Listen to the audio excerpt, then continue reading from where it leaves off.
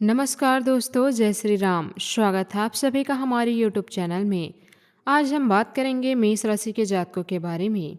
अब आपकी ज़िंदगी में दो ऐसे गहरे और भयानक बदलाव आने वाले हैं जिनके लिए आप सालों से तड़प रहे हैं। रातों को जग जग कर भगवान से प्रार्थना करते रहते हैं। कई बार टूटकर भी खुद को संभाला और फिर से उठ खड़े हुए हैं।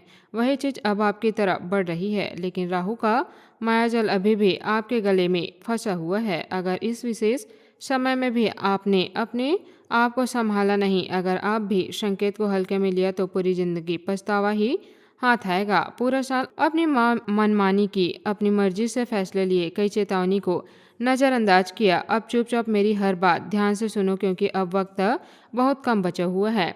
जून के बाद जब काल सर्प योग का प्रभाव धीरे धीरे समाप्त हो रहा है और बृहस्पति देव अपनी उच्च राशि इस राशि में और गहरी, मजबूत और फलदायी स्थिति ग्रहण कर रहे हैं, उसके साथ ही शनिदेव का न्याय भी उसके जीवन की तरफ बढ़ चुका है। जून और जुलाई के इस महत्वपूर्ण गोचर के दौरान जब गुरु पुष्य नक्षत्र में अपनी पीठ उच्च स्थिति में है, शुक्र का प्रभाव अभी भी इस राशि में है और आने वाली देवदर्शनी एकादशी से लेकर गुरु पूर्णिमा तक के विशेष तिथि योग बन रहे हैं। मेरी कही हुई कई बातें एक एक करके सच होती दिखाई देगी। जब वह सच आपकी आंखों के सामने आएगा, तब शायद आपको खुद यकीन नहीं होगा कि ब्रह्मांड इतने दिनों से आपको लगातार संकेत दे रहा था। दोस्तों, यह जून जुलाई का समय साधारण नहीं है। शनिदेव के घर से 3 बड़े संकेत निकल चुके हैं।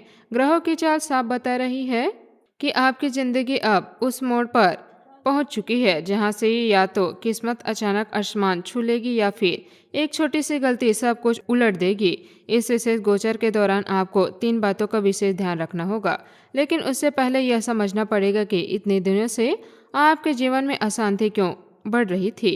क्योंकि अचानक रिश्ते बदलने लगे हैं, क्योंकि अपने लोग होते गए, क्यों मन बेवजह रहता है, और क्यों रात के अंधेरे में आपको बार बार ऐसा महसूस होता है कि कोई अदृश्य शक्ति आपको लगातार देख रही है।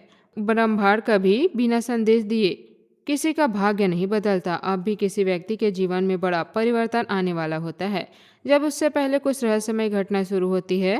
पिछले कुछ दिनों से आपके आसपास भी वही घटनाएं हो रही है। कुछ लोगों ने महसूस किया होगा कि अचानक पुराने लोग याद आने लगे हैं, कुछ बेवजह उदास हो गए हैं, कुछ लोग रात में अजीब सपने दिख रहे हैं, और कुछ ऐसे जिनके घर में लगातार छोटी छोटी अशुभ घटनाएं हो रही है।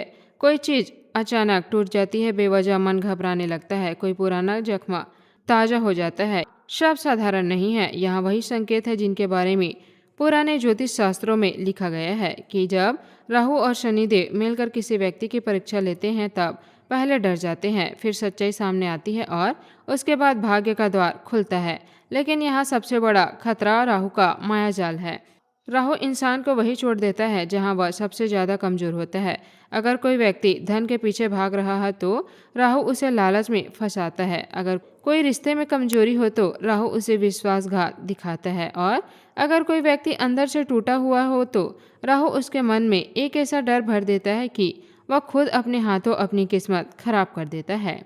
आप बाहर से मजबूत दिखाई दे रहे होंगे, अंदर ही अंदर कई बातें आपको खा रही है। आपने कई बार लोगों के सामने मुस्कुराते ही कोशिश की होगी, लेकिन रात को अकेले में वही बातें आपको परेशान करती रही है जिन्हें आप दुनिया से छिपाते आए हों।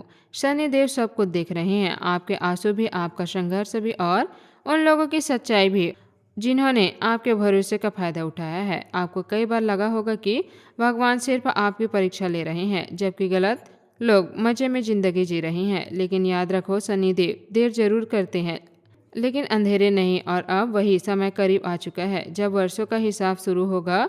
तब इस विशेष गोचर के दौरान पहली बड़ी अनहोनी आपके किसी करीबी इंसान से जुड़ी होगी।